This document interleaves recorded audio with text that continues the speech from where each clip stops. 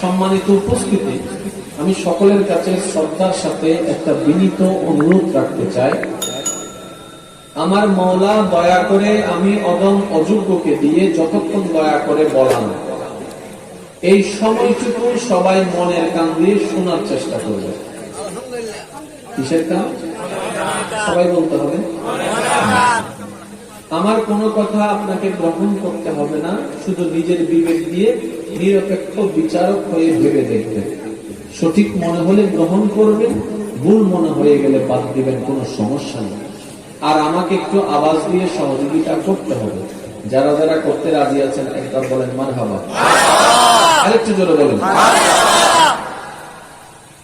আপাতত এখন আর মানুষ আসার দরকার নেই। যারা ঘরে আছেন বসে থাকেন, যারা দোকানে আছেন চা খান, সমস্যা নেই। আমার ভাই যখন হাসান আসবে তখন আপনারা ভরপুর করে আসবেন, সেটা আমার একটা আড্ডা। আমার কাছে হাজার মানুষ প্রয়োজন হয় না, আশেক এক দুজন থাকলে যথেষ্ট। একটু জোরে, কারণ আমি নির্বাচনে দাঁড়াবো না, আমার কোনো ভোটের দরকার মওলার প্রেমের একজন আশেক থাকলে। আল্লাহর প্রেমে যারা মুছতে চান, নবীর প্রেমে যারা জীবন সাজাতে চান, তারা একবার বলেন মারহাবা। মাইকের আওয়াজ যত যাচ্ছে, যে যেখান থেকে শুনতে পাচ্ছেন, আমার আওয়াজটাকে একদম ক্লিয়ার শোনা যাচ্ছে ভাই? মাশাআল্লাহ। আমি একটু অসুস্থ আছি, তারপরে ওয়াদা রক্ষা করার জন্য উপস্থিত হয়েছি। আল্লাহ যেন আমাকে তৌফিক দান করেন। পৃথিবীর যতগুলো ধর্ম আছে, সবচাইতে শ্রেষ্ঠ, সবচাইতে কোয়ালিটিফুল, সবচাইতে স্ট্যান্ডার্ড, সবচাইতে মাধুর্যপূর্ণ, সবচাইতে বিজ্ঞান বান্ধব যে ধর্ম বলা হয়, সে ধর্মের নামই হচ্ছে ইসলাম।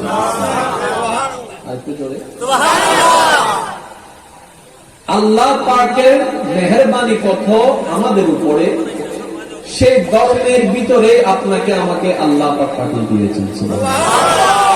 এমন তো করেনি মওলা যে অন্যের ঘরে পাঠালো, সেখান থেকে বুঝে শুনে ইসলাম ধর্ম গ্রহণ করতে হয়েছে, এইটা সুযোগ করে দেয় না। আল্লাহ সুযোগ করে দিয়েছেন কি তোমাদেরকে, ইসলাম, সেই ধর্ম যেটা আমি আল্লাহর কাছে প্রিয়, সেই ধর্মের ভিতরে তোমাদেরকে পাঠাই দিলাম। এবার একটু বোঝার চেষ্টা করবেন, সম্মানের সহিত বলছি। আমাদের কবর সামনে, পরকাল আমাদের খুব সন্নিকটে, ঠিক না? এই দুনিয়ার হায়াত যেটা অলরেডি কাটিয়ে ফেলেছি অতীতকাল, এটা তো আর ফিরাতে পারবো না। এখন বাকি সময় যেটা আছে সেটার মধ্যেও যদি কিছু করতে না পারি, তাহলে করবো তাকে। এই কিছু করাটা আমাদের মাথায় বসে আছে। হ্যাঁ, আমাদেরকে নামাজ পড়তে হবে, অবশ্যই পড়তে হবে। এবার আপনারাই আমাকে একটু আওয়াজ দিয়ে বলেন, হাসরের ময়দানে আল্লাহ শুধু নামাজের হিসাব নিবে, জবানের হিসাব নিবে না? আল্লাহ হাসরের ময়দানে রোজার হিসাব নিবে, টাকা পয়সার হিসাব নিবে না? আল্লাহ পাক হাসরের ময়দানে যাকাতের হিসাব নিবে, মা বাবার খেদমতের হিসাব নিবে না? আল্লাহ পাক হাসরের ময়দানে নামাজ রোজার হিসাব নিবে, আল্লাহ পাক আপনার সততার চরিত্রের হিসাব নিবে না? আপনার আমার প্রস্তুতি যেটা আছে সেটা ভালো, আলহামদুলিল্লাহ, নামাজের প্রতি। এই নামাজের পাশাপাশি নামাজটা যেন আমাদের শুধু বাহিরে না থাকে, এটা যেন ভিতরেও যায়, সেই ব্যবস্থাটা করতে হবে। নামাজটা যেন আমাদের কোথায় যায়? যেমন আলেম ওলামার জবানে আপনারা হাজারবার শুনেছেন, আমি শুধু আপনাদেরকে একটু স্মরণ করে দিতে চাই। আস-সালাতু তানহা আনিল ফাহশাই ওয়াল মুনকার। রব্বে করিমের ঘোষণা, নামাজ যার কাছে থাকবে অন্যায় তার কাছে থাকবে না। নামাজ যার কাছে থাকবে বাটপারি তার কাছে থাকবে না। নামাজ যার কাছে থাকবে অন্যায় অশ্লীলতা তার কাছে থাকবে না। নামাজ যার কাছে থাকবে অন্যের সম্পদ সে কখনো ভোগ করতে পারবে না। নামাজ যার কাছে থাকবে মা বাবাকে সে কখনো কষ্ট দিতে পারে না। নামাজ যার কাছে থাকবে সে অন্যকে জুলুম করতে পারে না। নামাজ যার কাছে থাকবে সে অন্যের উপর অত্যাচার করতে পারে না। কিন্তু বাস্তবতা কি দেখলাম? নামাজও আছে, অত্যাচারীও আছে, নামাজিও আছে, সুদী আছে, নামাজিও আছে, ঘুষখোরও আছে, নামাজিও আছে, জমিদস্যু আছে। ব্যাপারটা কি? তখন নামাজ বলে আমাকে তোমরা বাহির পর্যন্ত রেখেছো, যেই দিন আমি নামাজকে তোমরা মওলার প্রেম দিয়ে অন্তরের ভিতর ঢুকাই ফেলতে পারবা, আমি যেমন বাহিরটা পরিবর্তন করে দিব, তেমনি ভাবে তোমার ভিতরটাও পরিবর্তন করে দিব। সবাই বসে মাহফিলের আদব আমরা যেন রক্ষা করতে পারি। বিরক্ত হচ্ছেন ভাইরা? আমি আজকে ঠান্ডায় ঠান্ডায় বলবো, কারো কি কোনো আপত্তি আছে? যা গরম করার আজকে আমার ভাই হাসান করবো, ইচ্ছা মতো করবো ইনশাআল্লাহ। ঠিক আছে, দুই ভাই একসাথে গরম হলে তো সমস্যা, সেজন্য আমি ঠান্ডায় চলে গেলাম, আমার ভাই এসে গরম করবে। আপনারা এসে বলবেন কই আপনার ভাই বলছেন নাকি ঠান্ডা করছে, আপনাকে গরম করতে বলছে, বুঝে দিয়ে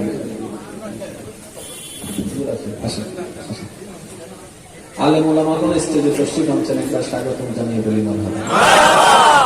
আমি সকলের কাছে আবার অনুরোধ করছি, মনের কানটা খুলে দেন, আল্লাহর ওয়াস্তে মনের কানটা খুলে দেন। কারণ এটাকে যতক্ষণ আপনি খুলতে পারবেন না, পরকালে তো শান্তি পাবেনই না, দুনিয়া তো আপনি থেকে শান্তি পাবেন না। যেন আপনাদের ওদিকে তাকান, ওদিকে তাকান, ওদিকে তাকান, এদিকে তাকালে তো বারবার মাহফিলের কথা ছুটে যাবে, ঠিক না? আচ্ছা, আমি ছিলাম, নামাজটা যদি বাহির থেকে ভিতরে ঢুকা যায় অনেক কিছু পরিবর্তন আসবে। এবার আপনারা আমাকে একটা কথা বলেন, আল্লাহর কাছে হাসরের ময়দানে পার পাওয়ার ইচ্ছা আছে নাকি নাই? আর একটু জোরে বলেন। পার পেয়ে কি জাহান্নামে যাওয়ার ইচ্ছা না জান্নাতে যাওয়ার ইচ্ছা? এবার জান্নাতে দিবেন কে? আরো জোরে বলেন। তাহলে এটার পরে আমাদের আর কোনো যাওয়ার জায়গা? তাহলে আপনার আমার জীবন গাড়ি এখন আছে দুনিয়ায়, দুনিয়া থেকে কবরে, কবর থেকে হাসরে, হাসর থেকে যাবে জান্নাতে, জান্নাতের পরে যাওয়ার আর কোনো সুযোগ নাই। তাহলে আপনাকে আমাকে জান্নাতে যদি যেতেই হয়, কিছু কাজ করতে হবে, কিছু কাজ ছাড়তে হবে। কিছু কাজ করতে হবে, কিছু কাজ। কেন কিছু কাজ করব? তখন উত্তর দিতে হবে একটাই, মওলাকে খুশি করার জন্য করব। কিছু কাজ ছাড়বো কেন? বলে যে তাও মওলাকে রাজি করার জন্য ছাড়বো। বলেন সুবহানাল্লাহ। করার জন্য করবো কাজগুলো, ছাড়বো আল্লাহকে খুশি করার জন্য, ঠিক না? এবার বলেন কি কি করা দরকার, কি কি করা ছাড়া, কি কি ছাড়া দরকার, কম বেশি আপনারা আমার সকলের জানা আছে। এবার আমি শুধু আপনাদেরকে বলবো, আপনারা শুধু এতটুকু বলবেন করা দরকার নাকি ছাড়া দরকার। নামাজ বলে বলেন, রোজা, মা বাবার খেদমত, স্ত্রীর হক, স্বামীর হক, সন্তানের হক, মা বাবার হক, হালাল ব্যবসা, সুদ, দোষ,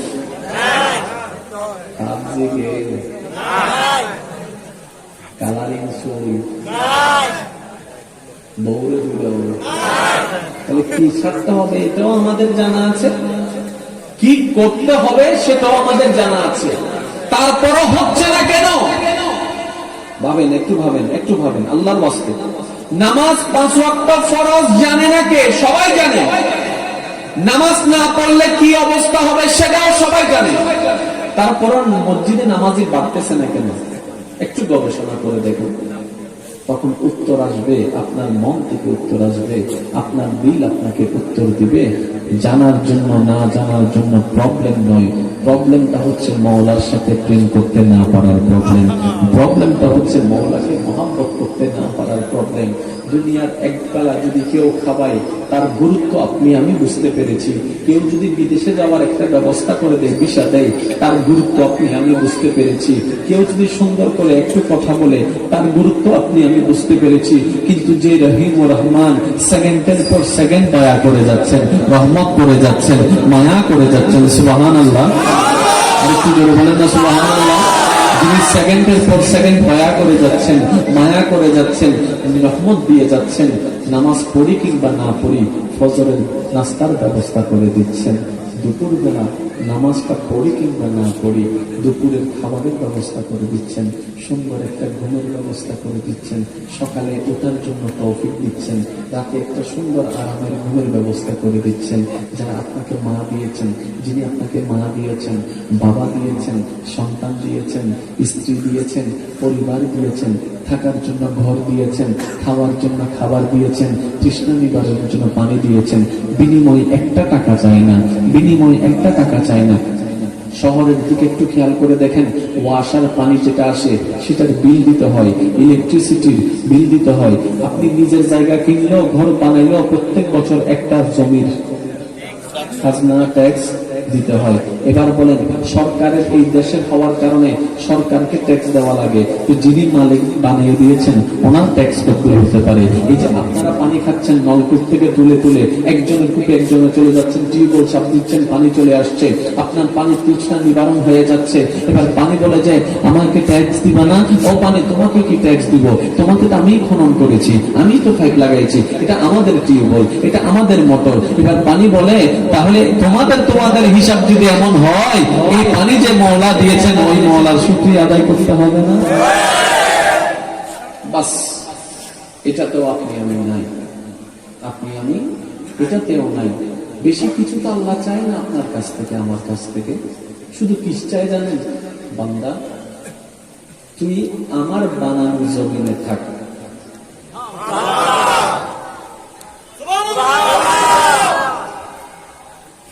সাউন্ড বক্সের আওয়াজটা কি আগের মতো করে দেওয়া যাবে? মাইকের আওয়াজটা মনে একটু কমাই দেবে না? আমার জন্য হাম করছে, একটু খেয়াল করবেন। আল্লাহ পাক বলছেন, বান্দা তুই আমার বানানো জমিনে থাক, আমার দেওয়া নিঃশ্বাস দিয়ে তুই চল, আমার দেওয়া বডি দিয়ে তুই চল, আমার দেওয়া শক্তি দিয়ে তুই চল। আমি তোর খাবার ব্যবস্থা জমিন থেকে করে দিচ্ছি, তোর নিঃশ্বাস, তোর তৃষ্ণার ব্যবস্থা, তৃষ্ণা নিবারণের ব্যবস্থা আমি পানির ভিতর থেকে করে দিচ্ছি। বান্দা, বিনিময় আমি কিচ্ছু চাই না, শুধু এতটুকু চাই তুই আমাকে একটু স্মরণ করবি। খিদা তোর পেটে লাগবে, খাবারের ব্যবস্থা আমি করে দিব, রিজিক দিয়ে টাইম টু টাইম খাবার, কোনটা খাবি কোনটা খাবি না সেটা আমি ব্যবস্থা করে দিব। তুই ঘুম থেকে ওঠার আগে নাস্তার ব্যবস্থাটা আমি আল্লাহ করে দিব। শুধু আমার একটু চাওয়া, তুই খাওয়ার আগে বিসমিল্লাহ বলে একবার আমাকে স্মরণ করবি। আল্লাহ মনে হয় সিটাঙ্গার বাইরের মানুষ ঢুকে গিয়ে সিটিংয়ে মানুষ রাস্তা হওয়া সে সিটিংয়ে যারা আছেন একবার মারহাবা আওয়াজ হাল্লা রায় দিয়ে সবাই মিলে একবার বলেন মারহাবা। একটু খেয়াল করবেন, সুখ জিনিসটা আমাদের চিন্তার মধ্যে বিরাজ করে। সুখ কোথায় পাওয়া যায় না, সুখ আবিষ্কার করে নিতে হবে। অনেকে মনে করি টাকার মধ্যে, অমুকের মধ্যে, এটার মধ্যে, সেটার মধ্যে সুখ আছে। না না না না, ওরকম হলে কোটিপতিরা সুখী হয়ে যেত। যারা চাওয়ার আগে স্বপ্ন পূরণ হয়ে যায় তারা সুখী হয়ে যেত, তারাও সুখী হচ্ছে না। সুখের বাড়ি আপনার ভিতরে। আপনার আল্লাহ আপনাকে দুনিয়াতে পাঠানোর সময় দুনিয়াতে টিকে থাকার সমস্ত কোয়ালিটি আল্লাহ পাক আপনার ভিতরে দান করে পাঠিয়েছেন। আমরা পাচ্ছি না কেন? আমরা সেটাকে খুঁজি না, আমরা বাহিরে খুঁজি, নিজের ভিতরে খুঁজি না। অনেক সময় দেখবেন কলম খোঁজে, কলম হন্ডে সারিমিকে তো আর কলম চশমা কাল চকুর দিয়ে চশমা তো আর চশমা হোক 1 ঘন্টা বাদে আয়নার সামনে কি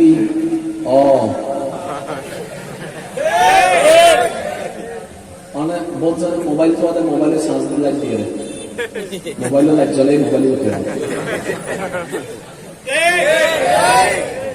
আমরা বাহিরে খুঁজি, ভিতরে খুঁজি, যার কারণে আমরা সুখও পাই না, শান্তিও পাই না। এবার একটু খেয়াল করে দেখি, একজন ব্যক্তি জুতা হারাই গেল, সে মনে মনে খুব নারাজ, কারণ নতুন জুতা কিনছে, পেরেশান হয়ে আছে। আরেকজন ব্যক্তির জুতা হারাই গেল, কিন্তু তার মুখে মুসকে মুসকে হাসি। একটু জোরে, কারণ দুইজনেই একসাথে জুতা কিনেছিল, দুজনের জন্য একসাথে হারাই গেল। একজনের চেহারায় মলিনতা, আরেকজনের চেহারায় হাসি। যে হাসছে তাকে মলিন চেহারাওয়ালা জিজ্ঞেস করছে, তুই কি পাগল? জুতা হারাই গেছে, তুই এত খুশি কেন, আলহামদুলিল্লাহ বলছিস কেন? তখন সে উত্তর দেয়, জুতা না হারাইছে, হাঁটার জন্য তো আল্লাহ এখনো পা দুইটা দিয়েছে। আল্লাহ চাইলে তো আমার পা দুটো অ্যাক্সিডেন্ট করে নিয়ে যেতে পারতো, এখনো তো পা নেয় নাই।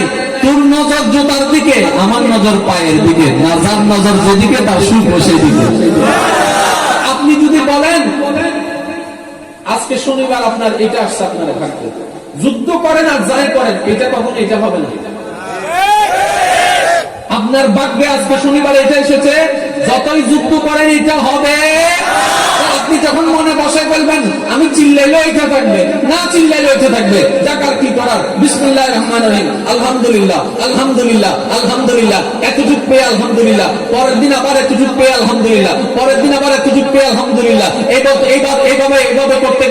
এইভাবে করতে করতে 1 বছর চলে যায় আলহামদুলিল্লাহ, 2 বছর চলে যায় আলহামদুলিল্লাহ, 3 বছর চলে যায় আলহামদুলিল্লাহ। এটা আর বাড়ে না, এটা আর বাড়ে না। অল্প অল্পর মধ্যে আপনি খুশি হয়ে যাচ্ছেন। যে অল্পতে তুষ্ট হয়, যে অল্পতে সন্তুষ্ট হয়, তার মধ্যে সুখ থাকে, তার মধ্যে শান্তি থাকে, অশান্তি তার ভিতর থাকে না। 1 বছর, 2 বছর, 3 বছর, 5 বছর, 10 বছর যাওয়ার পরে এবার রহমতের ইলাহি, রহমত আপনার দিকে নজর চলে আসলো, নজর চলে আসলো, নজর চলে আসলো। রব্বে করিম বলে আমার বান্দা 10টা বছর এই অল্পতে খুশি হয়েছে। জিবরাইল বলে যে মওলা এটাই তো দেখলাম, সে পাইলেও বলে আলহামদুলিল্লাহ, না পাইলেও বলে আলহামদুলিল্লাহ। এবার আল্লাহর রহমতের যখন জোশ চলে আসে, এবার আল্লাহ পাক বলে ওয়াদা পূরণ করার সময় হয়েছে। লাইন শাকারতুম লা আযীদান্নাকুম। এই জিবরাইল তার দিদিকে এখানে বরকত করে দাও, বাড়াই দাও, বাড়াই দাও, বাড়াই দাও, তাকে বাড়াই দাও, তার ভবিষ্যৎ প্রজন্মকে বাড়াই দাও। সুবহানাল্লাহ। সিস্টেম এইভাবে। আপনি আমি মনে করি কি আলহামদুলিল্লাহ বলছি, আমরা নগদ চাই, ঠিক না? আল্লাহ নগদ দেয় না, এটা বুঝতে হবে। আল্লাহ আল্লাহর টাইমে দিবে, আমাদের টাইমে আল্লাহ দিবে না। অনেকে বলে দেখবেন এত দোয়া করি, দোয়া কবুল হয় না, এত কিছু চাই, কই কিচ্ছু পাই না। আল্লাহ পাক বলে তোর না হলো কোনটা কাছে না, তোর কাজ চেয়ে যাওয়া, আমার কাজ দেওয়া। তুই চাইবি আজীবন, তুই আজীবন চেয়ে যতটুকু চাইতে পারবি না, আমি একবার দেওয়া শুরু করলে তার চাইতে বেশি দিয়ে দিব। এবার আসেন, বাংলাদেশ ব্যাংকের মধ্যে টাকার মেশিন আছে, একটু খেয়াল করবেন, একটু একটু। তো অনেকে বলে বাংলাদেশ ব্যাংকে যেহেতু টাকার মেশিন আছে, শুধু কাগজ দিব টাকা বানানো, কাগজ দিব টাকা বানানো। এবার বাংলাদেশ ব্যাংকে এই এলাকার মানুষ সবাই মিলে একটা দরখাস্ত লিখছে, স্যার কাগজের টাকা আমরা দিব, আপনি শুধু টাকা বানাই দেন, সব 1000 টাকা নেন। দিবে? মেশিন তো আছে, বানাইলে সমস্যা কি? বানাইলে সমস্যা কি? মেশিন তো আছে। বাংলাদেশ ব্যাংকে বললো যে থাকলে বানানো যাবে না, নির্দিষ্ট সীমার বাইরে যেটাই বানানো হয় এটাই জাল। আরে অর্থনীতির বাইরে তো একটু আওয়াজ দিয়ে বলেন, ঠিক না বেটি? কেন সরকারের কাছে পাওয়ার থাকার পরও, বাংলাদেশ ব্যাংকে টাকার মেশিন থাকার পরও সব মানুষেরকে 1 কোটি টাকা দেওয়ার জন্য যতগুলো কাগজ দরকার জনগণে দিল, সবাইকে 1 কোটি টাকা করে দিলে সমস্যা কি? বলে যে না দেওয়া যাবে না। আমরা বললাম কেন? তোমার লস কি? ওই লস আছে, দেশের অর্থনীতি পড়ে যাবে। তখন 1 বোতল পানি কিনতে গেলে 20,000 টাকা লাগবে। এসব আমাদের দেশ নাই না। বাজার বিক্রি যাদের চারাগান করে কি আনেছে তুই নমাতে আবার দাও গো পানির বোতল দাও, দ্বীপ ফাটিয়া অত 40,000 দাম।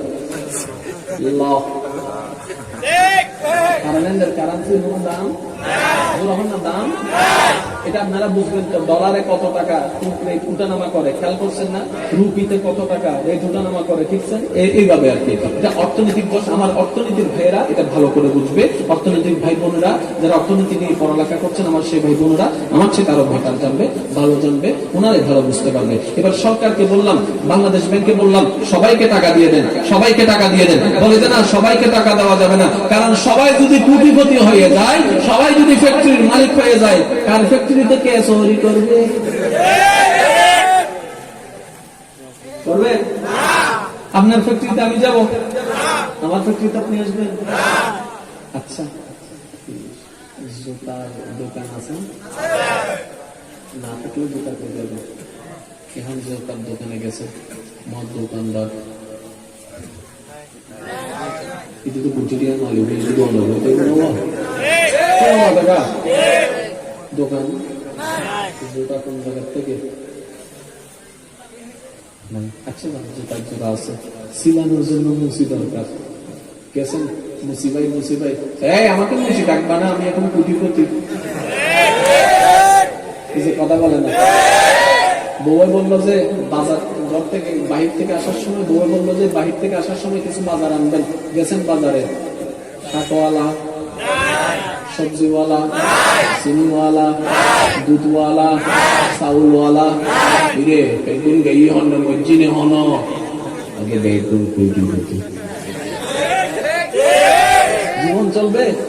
তাহলে বাংলাদেশ সরকারের কাছে টাকার মেশিন থাকার পরও সবাইকে টাকা দিচ্ছে না, এটার যেরকম একটা হিকমত আছে, কারণ আছে। আল্লাহ ঠিক তেমনি ভাবে যাকে কোটিপতি বানিয়েছেন এটার একটা কারণ আছে, যাকে মধ্যবিত্ত বানিয়েছেন এটারও কারণ আছে, যাকে গরিব বানিয়েছেন এটারও কারণ আছে। আল্লাহ পাক কাউকে কোটি টাকা দিয়ে পরীক্ষা করে, আবার কাউকে কিছু না দিয়ে পরীক্ষা করে। বলেন না সুবহানাল্লাহ। আমরা কি আল্লাহর হিকমত বুঝি? যারা বলেন না আল্লাহর হিকমত বুঝি, আল্লাহ কেন করছেন সবসময় কি আমরা বুঝি? সেজন্যই তো আশেকরা বলে যে বুঝতে গেলে পেছে পড়ে যাব, এত বুঝাবুঝির দরকার নেই, আলহামদুলিল্লাহ, আলহামদুলিল্লাহ, কারণ আপত্তি করার অধিকার আমাদের নাই, কারণ উনি দিয়েছেন বলে এসেছে, না দিলে তো আসতেই পারতাম না। বলেন না সুবহানাল্লাহ। আর একটু জোরে বলেন, আর একটু জোরে বলেন। কোনো আপত্তি করা যাবে না। দিলা কেন? দাও নাই কেন? এটারে বেশি দিছো কেন? আমারে কম দিছো কেন? গুমান নয়কা হানাহিনাবারিকা অসুখকা সবসময় বলবেন কি আলহামদুলিল্লাহ, আলহামদুলিল্লাহ, আলহামদুলিল্লাহ। আপনারা শুনেছেন একজন পয়গম্বরের কথা, যার নাম হচ্ছে হযরত আইয়ুব আলাইহিস সালাম। আমি শুধু আপনাদেরকে একটু স্মরণ করাই দিচ্ছি। ওনার সারা শরীরের মধ্যে ব্যথা বেদনা কষ্ট, ঠিক আছে না? ওনাকে এই অবস্থা দেখে সবাই ওনার থেকে দূরে সরে গেল, কাছের মানুষগুলা। স্ত্রীটা পাশে ছিল। মনে রাখবেন, স্ত্রীদেরকে কখনো অবমূল্যায়ন করবেন না। আপনি যতই বাহিরে লাইন লাগান, এই লাগান সেই লাগান, দিন শেষে কিন্তু আপনার ঘরের মানুষটাই আপনার পাশে থাকবে। বিপদে পড়ে গেলে ওইটার বলবে যে ওদিকে যাও, ওদিকে যাও, এদিকে আসিও না। আপনার স্ত্রী বলবেন আমি আপনার পাশে আছি। মনে রাখবেন, এই জিনিসটা যারা বিবাহিত আছেন, স্বামীরা যারা আছেন, স্ত্রীদেরকে মূল্যায়ন করবেন, কারণ আপনাদের থেকে বেশি কিছু চাই না, একটু সময় চাই, একটু মায়া চাই। আপনি জানেন, স্বামী হয়ে যদি স্ত্রীর মাথায় একবার হাত বুলাই দেয়, ওই স্ত্রী সারাদিনের কষ্ট দুঃখ সব ভুলে যায়। কথা বলেন ঠিক না? বাবার বাড়িতে জন্ম হয়েছে, বড় হয়েছে, কিন্তু আপনার জন্য সে নিজের বাবার বাড়ি ছেড়ে চলে এসেছে এক অচিন বাড়িতে। প্রথম 3 মাস 4 মাস বাবার বাড়ির জন্য মন কেঁদেছে, গিয়েছে, 6 মাস গিয়েছে, 1 বছর গিয়েছে। বাচ্চা হয়ে যাওয়ার পর, বাচ্চা বড় হওয়ার পর এখন ফেললেও আর যায় না, বলে যে না এখন আর যাবো না, এখন আর যাবো না। সন্তানের পরীক্ষা আছে, সন্তানের পড়া আছে, বাবার বাড়ি থেকে দাওয়াত দিলেও সে যায় না, বলে যে আমার সন্তানের পরীক্ষা আছে, আমার সংসার কে সামলাবে? তার মানে সে আপনার ঘরকে নিজের ঘর মনে করে ফেলেছে। এটা কি পুরুষ মানুষের পক্ষে মনে করা সম্ভব? আল্লাহ তাদেরকে সেরকম মায়া দিয়েছেন। সেজন্য আমি প্রায় সময় একটা কথা বলি, আল্লাহ পাক যদি নারীদের অন্তরে মায়া এবং ধৈর্য না দিতেন, পৃথিবীতে কোনো সংসার টিকে থাকতো না। সত্যি করে বলেন, ঠিক না? এখন আপনারাই বলবেন, আমাদের মা আমাদের বাবার কাছে আমাদের কারণে কত বকা শুনেছে, ফেল করছি, আই বকা শুনছি, টাকা বেশি খরচ করছি, আমি বকা শুনছে আমার মা, আমি পড়তে বসি না, বকা শুনছে মা। আপনাদের জন্য শুনে নাই মনে হয়? কথা বলে না কেন? শুনছে কি শুনে নাই? মা কখনো রাগ দেখায় না। কথাকে বুঝতে পেরেছেন? আল্লাহ পাক আমাদেরকে একটু বুঝার তৌফিক দান করুন। ইসলাম হচ্ছে পূর্ণাঙ্গ জীবন বিধান। ইসলাম হচ্ছে পূর্ণাঙ্গ জীবন বিধান। যেই পূর্ণাঙ্গ জীবন বিধান সাজেশনকে ফলো করলে আপনার আমার ইহ জগত কামিয়াব হবে, পর জগত কামিয়াব হবে। চিৎকার দিয়ে বলেন না সুবহানাল্লাহ। আমরা পড়েন আল্লাহুম্মা সাল্লি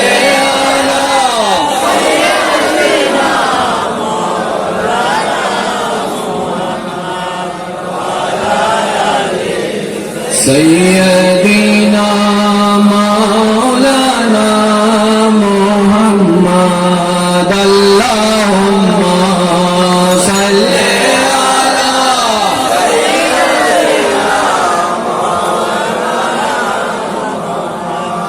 وعلى آله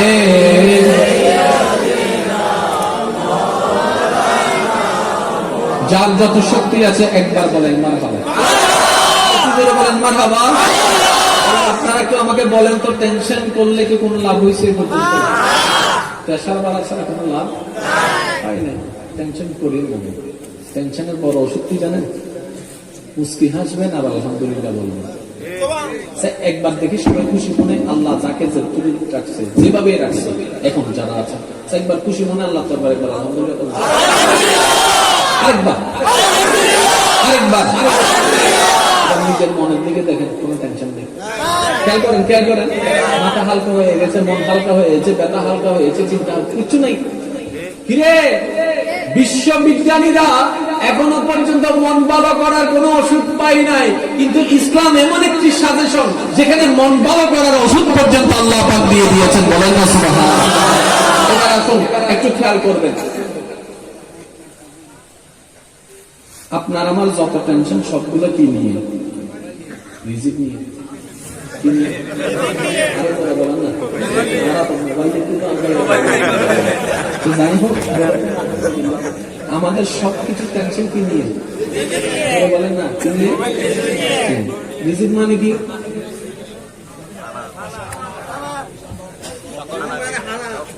আমাদের মাথায় বসে আছে রিজিক মানে খানা। রিজিক মানে খানা না, আল্লাহ পাকের প্রতিটি দয়ার নামে রিজিক।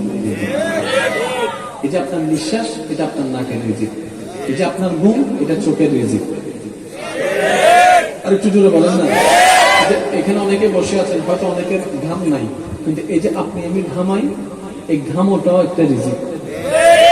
ঘামটাও একটা কি রিজিক? আপনারা জানেন আল্লাহর সৃষ্টিতে অহেতুক বলতে কিছুই নাই, সেজন্য কখনো মন খারাপ করবেন না, কখনো মন ছোট করবেন না।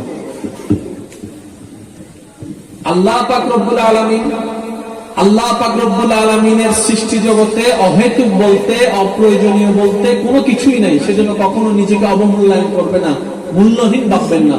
আপনাকে যতটুকু আল্লাহ দিয়েছেন এটা আপনার জন্য উত্তম বলে দান করেছেন। বলেন না সুবহানাল্লাহ।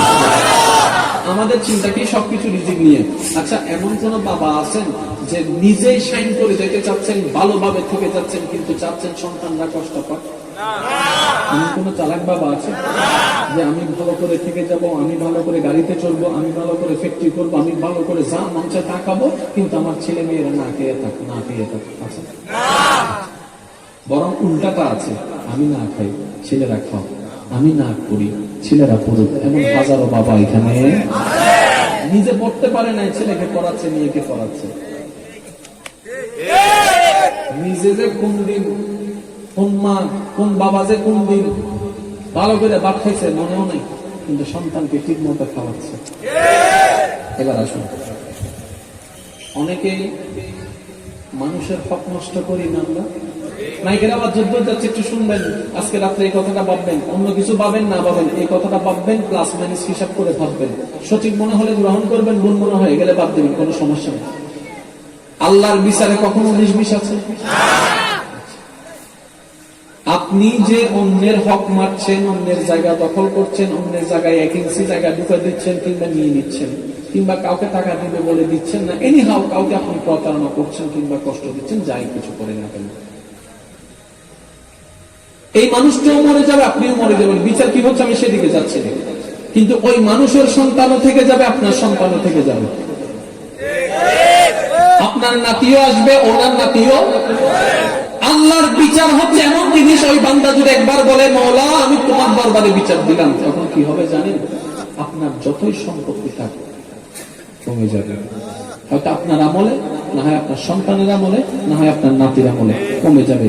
যে আল্লাহর কাছে বিচারটা দিয়েছে তার আমলে গিয়ে, না হয় তার ছেলের আমলে গিয়ে, মেয়ের আমলে গিয়ে, না হয় তার নাতিদের আমলে গিয়ে সম্পদ বেড়ে যাবে। তাহলে আপনি আজকে যে বীজটা বুনতে যাচ্ছেন, আজকে আপনি যে বীজটা পুঁতে যাচ্ছেন, এক সময় সেই বীজের বিষাক্ত অশ্রুটা আপনার সন্তান কিংবা আপনার পরিবারের মানুষরা আক্রান্ত হয়ে যাবে। এমন কোন চালাক বাবা আছেন, মা আছেন যে চান সন্তানের ক্ষতি হোক? তাহলে আল্লাহ বলছেন তুমি যদি চাও তোমার সন্তান, তোমার ভবিষ্যৎ বংশধর নিরাপদ থাকুক, তুমি সাধ্যমতো অন্যকে নিরাপদ রাখো, কাউকে কষ্ট দিও না, তুমি আমাকে খুশি করে চলো, দুনিয়াতে কোন রকম কষ্ট করে কবর পর্যন্ত আমাকে খুশি করে আসো, হাসরের ময়দানে তোমাকে খুশি রাখার ব্যবস্থা আমি আল্লাহ করে দিয়েছি। এবার একটু খেয়াল করুন, সূরা তালাক, সূরা জোরে তালাক মানে আবার কতগুলো আছে বউরা, হ্যাঁ দিন দেয় আমাকে দিন আছে না নাই?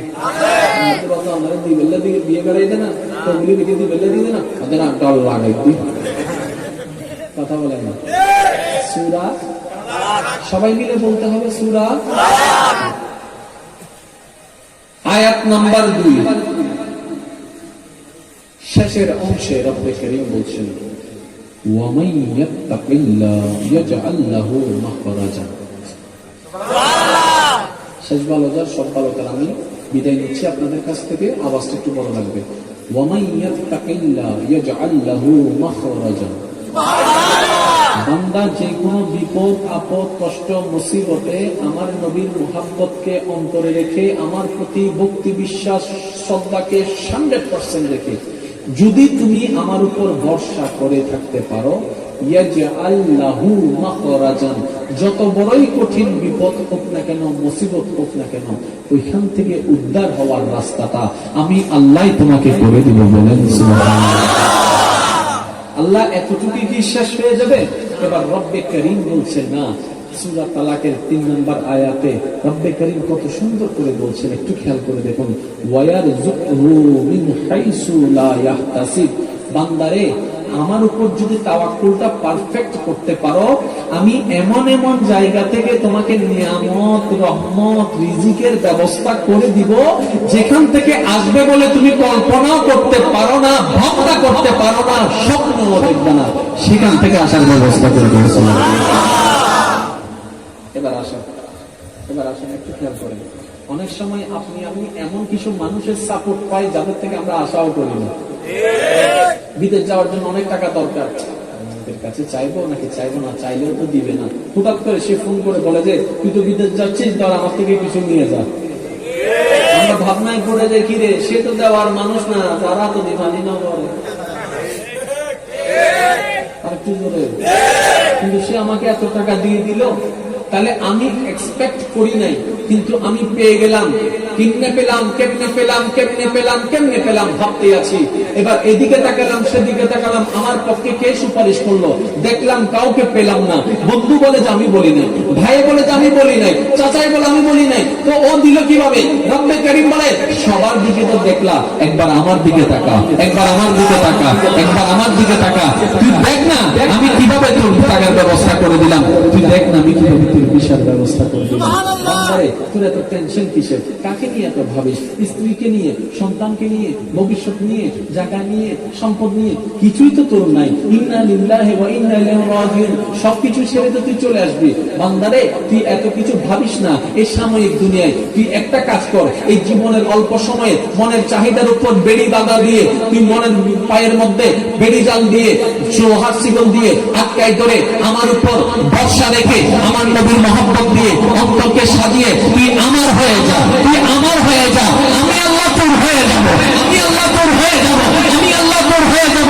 তুই আমাকে খুশি করে চল, হাসরে তোকে খুশি রাখার ব্যবস্থা আমি আল্লাহ করে দেব। এই বান্দার সাথে আল্লাহ ডিসকানেকশন ওয়ালা সম্পর্ককে কানেকশন লাগানোর জন্যই নবী রাহমাতুল লিল আলামিন দুনিয়াতে এসেছেন। আরেকটু জোরে। এবার আলেমদের দোয়াকে সাথে নিয়ে আমি আপনাদের বিবেকের কাছে একটা প্রশ্ন রাখতে চাই। আমাদের এলাকায় কিছু পাওয়ারফুল ব্যক্তি আছে না? আজীবন পাওয়ার লিমিটেড একটা সময়, একসময় পাওয়ারফুল অনেকে ছিল, আজকে তাকে কেউ গ্রহণীয় না, ঠিক না?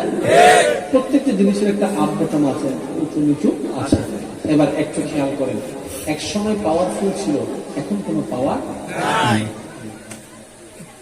কিন্তু যার সাথে আল্লাহর সম্পর্ক হয়ে যায় সে আজীবন পাওয়ারফুল হয়ে যায়।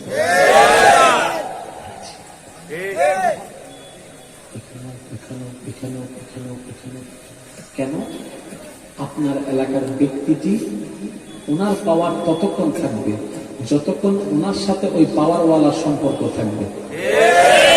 ওই পাওয়ারওয়ালার পাওয়ার যতক্ষণ থাকবে ওনার পাওয়ারও ততক্ষণ থাকবে। এখন সেজন্য চালাক বান্দারা কি করছে জানেন? অমুক তমুক পাওয়ারওয়ালার সাথে সম্পর্ক না লাগে কুল কায়নাতের স্রষ্টার রহমতের সাথে সম্পর্ক লাগাই ফেলেছেন। যার ক্ষমতা আসমানে চলে, পাতালেও চলে, গাছের সামনেও চলে, মাছের সামনেও চলে, সব জায়গায় চলে। আপনারা আমরা আল্লাহর মকবুল প্রিয় বান্দাদের ওলিদের কিছু কিছু ঘটনা শুনলে আমরা অবাক হয়ে যাই। কারামত শুনলে সুবহানাল্লাহ হয়ে যায়, আর সুবহানাল্লাহ বলি, কারামত শুনলে সুবহানাল্লাহ বলি, আর ভাবতে থাকি এটা কেমনে হলো, এটা কেমনে হলো, এটা কেমনে হলো। মানুষের পক্ষে তো এই কাজ করা সম্ভবপর নয়। মানুষের পক্ষে তো এক বোতল পানির ভিতরে আয়না সাগরের পানি আনা সম্ভব নয়। মানুষের জন্য তো এটা সম্ভব নয়। তখন মন উত্তর দেয়, মানুষের পক্ষে সম্ভব নয় সেটা তুমি দেখছো, কিন্তু ওনার ঘটনা দেখে তুমি এতটুকু বুঝো ওনার সম্পর্কটা কার সাথে। উনি তো করাই দিচ্ছে। জবান হচ্ছে ওলি, কাজ হচ্ছে আল্লাহ। জবান হচ্ছে কার? ওলি, ওলি। জবান হচ্ছে কার? আর কাজ হচ্ছে আল্লাহ। যেমন আমি আপনাকে বলি, সন্তানের জন্য মা দোয়া বলেন না, সন্তানের জন্য মা দোয়া। মা যদি ছোট হয় আমি বলবো না, মা যদি বেশ্যা হয় মা কেমনে? আল্লাহ পাক বলে বেশ্যা নাকি চোর সেটা তুমি দেখিও না, তোমার মা হিসেবে তুমি শ্রদ্ধা করে যাও। দেখার দরকার। তাহলে ওলির সাথে সম্পর্ক কার? আল্লাহ। এই ওলি হওয়ার সুযোগ সবার আছে। আপনি স্কুলে পড়েন, মাদ্রাসায় পড়েন, কলেজে পড়েন, ইউনিভার্সিটিতে পড়েন, ব্যবসা করেন, চাকরি করেন, এই করেন, সেই করেন, যা করেন, এমনকি অনেক গুনাহ করেছেন, তারপর আপনার ওলি হওয়ার সুযোগ আছে, ওলি হওয়ার সুযোগ আছে, ওলি হওয়ার সুযোগ আছে। শুধু আল্লাহর দরবারে একবার নবীর মহব্বত নিয়ে সালেন্ডার হয়ে যান, মাওলা যা করেছি ভুল করেছি, তুমি তওবা কবুলকারী, তুমি রহমান, একবার মাফ করে দাও, একবার মাফ করে দাও। বাকি জীবন তোমার হুকুম এবং তোমার নবীর হুকুম মেনে চলার চেষ্টা করব। হ্যাঁ, আমি জানি আমি পারবো না, কারণ আমার পিছনে শয়তান লেগে আছে। তারপর আমি ওয়াদা করলাম আজকে থেকে একটু একটু চেষ্টা করব, একটু একটু চেষ্টা করব। আগে সপ্তাহে শুধু 2 রাকাত জুমার নামাজ পড়েছি, এখন থেকে আমি 5 ওয়াক্তে, 1 ওয়াক্ত হলে পড়া শুরু করব, 1 ওয়াক্ত হলে পড়া শুরু করব। 1 ওয়াক্ত থেকে তুমি দয়া করলে ইনশাআল্লাহ আমি 2 ওয়াক্ত পড়বো, একদিন আমি 5 ওয়াক্ত পড়বো। একদিন যদি তুমি দয়া করো আমি গভীর রাতে তাহাজ্জুদে তোমার সামনে দাঁড়াই যাবো। 1 লাফে কাছে উঠা, জোরে বলেন 1 লাফে কাছে উঠা। এখন আমি একটা কথা বলে রাখি, শুনে রাখবেন। তর্কয় তর্ক বাড়ায়, ঝগড়ায় অশান্তি বাড়ায়। আপনাদের যতগুলো তর্ক তর্কি ঝগড়া ঝগড়ি আছে স্যার, দেখেন তো এই তর্কাতর্কি ঝগড়া ঝগড়ি করে এই পর্যন্ত কি লাভ হয়েছে? বাচ্চা সাথে ঝগড়া আছে না, কি লাভ হয়েছে? লাভ হয়েছে একটা, একজনের বিয়েতে একজন যায় না, একজনের দিকে যায় আরেকজনের দিকে যায়। ছোট একটা রাস্তা, সেখানে মাঝখানে দেওয়া, লাভ এটা হয়েছে, আর কোন লাভ কি হচ্ছে? এ জমিন কার? কয় আমার। আমি কই দলিল দেখান, দেখাইছে। আচ্ছা, যদি আমি কিনে ফেলি কয় তোমার, যদি অমুক কিনে ফেলে কয় ওনার। তোমার কেমনে হইল? তোর কথা বুঝে না। জমিনটা আমার, যদি বেচা ফেলি বলে তো ওনার, যদি বেচা ফেলে বলে তো ওনার। জমিনটা আমার হইল কই? আমার দলতে তো কিছু নাই। দলিল আজকে করে গিয়ে চেক করে দেখবেন, দলিলের নিচে লেখা আছে সরকার চাহিদা মাত্র দিয়ে দিতে বাধ্য। আমার টাকা দিয়ে কিনা জায়গা সরকারকে দিব কেন? সরকার বলে যে রাস্তা করবো, জায়গা দে। আমি বললাম দিব না, টাকা দিয়ে কিনেছি। সরকার বলে যে হানন নিচে দিয়ে পাড়া। বলেন না, আমি বললাম দিব না, বলে যে দে। বলে তুই ওয়াদা করেছিস না দিয়ে যাবি কই? আমি বললাম কখন ওয়াদা করলাম? কয় দলিল নামছে, পিছনে লেখা আছে।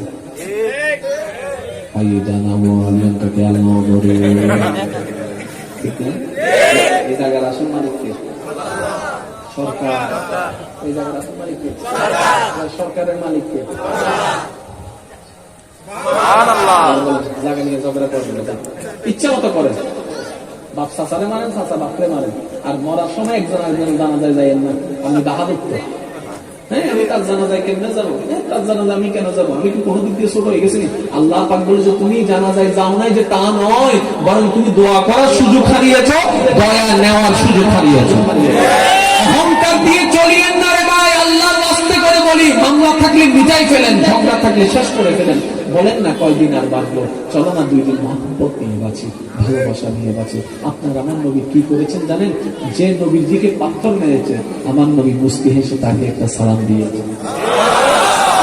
বলেন না, মক্কা থেকে আমার নবীকে অত্যাচার করে বের করে দিয়েছিল, মক্কা বিজয়ের পরে আমার নবী মক্কায় আসার পরে তাদেরকে অধিকার দান করেছেন, তাদেরকে উন্মুক্ত ভাবে চলার সুযোগ দান করেছেন।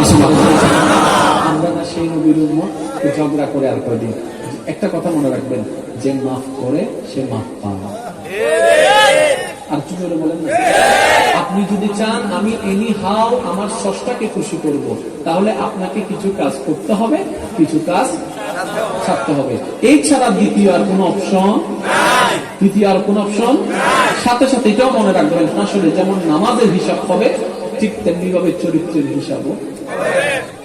মোবাইলের কথা বলি, মেসেঞ্জার, হোয়াটসঅ্যাপ, সবগুলোর হিসাব আল্লাহর ওয়াস্তে যতদিন বাঁচবেন মহব্বত নিয়ে বাঁচার চেষ্টা করবেন।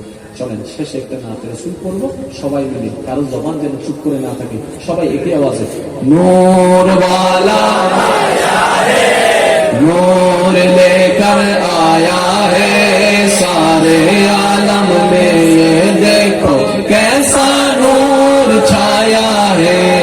अस्सलातु वस्सलामु अलैका या रसूलल्लाह, अस्सलातु वस्सलामु अलैका या হাবিবাল্লাহ। আমার মনে হয় আপনারা যারা আওয়াজ একটু বড় হতে পারে।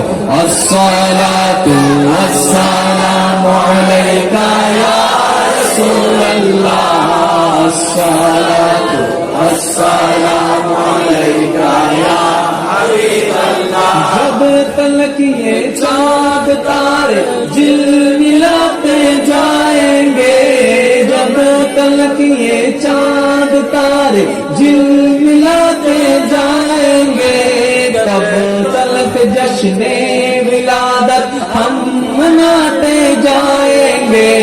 नूर वाला आया है, नूर लेकर आया है, सारे आलम में देखो कैसा नूर छाया है।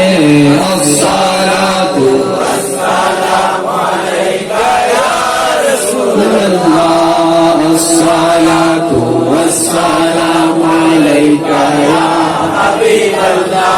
मौत खानी मौत भी हमसे छुड़ा सकती नहीं, कब्रों में भी मुस्तफा की गीत गाते जाएंगे।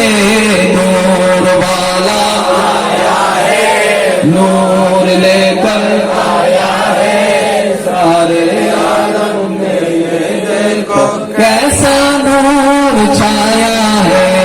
अस्सलातु वस्सलामु अलैका या रसूलल्लाह, अस्सलातु वस्सलामु अलैका या हबीबल्लाह। आवाज लगा एक बार बोले पांच वक्त नामाज, पांच वक्त ना पढ़ले, पांच वक्त ना पढ़ले, और एक ना पढ़ले, तीन वक्त ना पढ़ले, दो वक्त ना पढ़ले, চেষ্টা করার দরকার আছে না? নাতে সুরটা আরেকবার পড়বো, আওয়াজটা কেন যেন বড় হয়। আসসালাতু ওয়াসসালামু আলাইকা ইয়া রাসূলুল্লাহ, আসসালাতু ওয়াসসালামু আলাইকা ইয়া হাবিবাল্লাহ। जब तलक ये चांद तारे झिलमिलाते जाएंगे, जब तलक ये चांद तारे झिलमिलाते जाएंगे, तब तलक जश्ने विलादत हम मनाते जाएंगे। नूर वाला आया है, नूर लेकर आया है, सारे आलम में देखो कैसा नूर छाया है।